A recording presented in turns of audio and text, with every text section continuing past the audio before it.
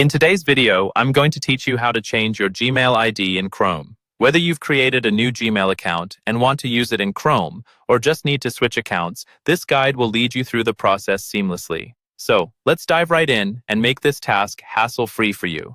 Let's start by opening your Chrome browser on your computer.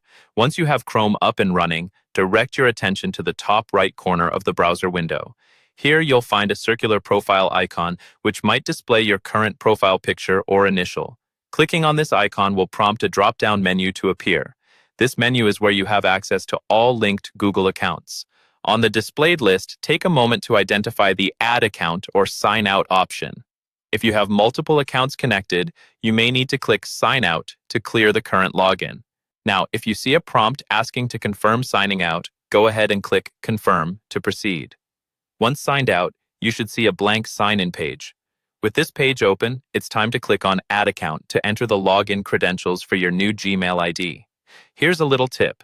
If you're worried about forgetting passwords, consider using a password manager which securely stores all your credentials. After entering your Gmail ID and password, double-check your entries to ensure you've typed them correctly.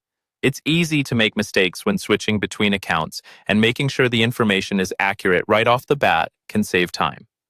Once you're logged in with your new Gmail ID, return to the Chrome browser's home view. Now that you're logged in, you might wonder how to ensure this is your active account. Let's make sure everything is set up correctly. Navigate back to the profile icon in the top right corner again and click it. You should now see your new Gmail ID listed under the active profiles along with your profile picture or initial. This confirms that you've successfully changed your Gmail account in Chrome. Lastly, let's talk about keeping your accounts secure. It's crucial to periodically update your password and use a strong, unique password for your Gmail account.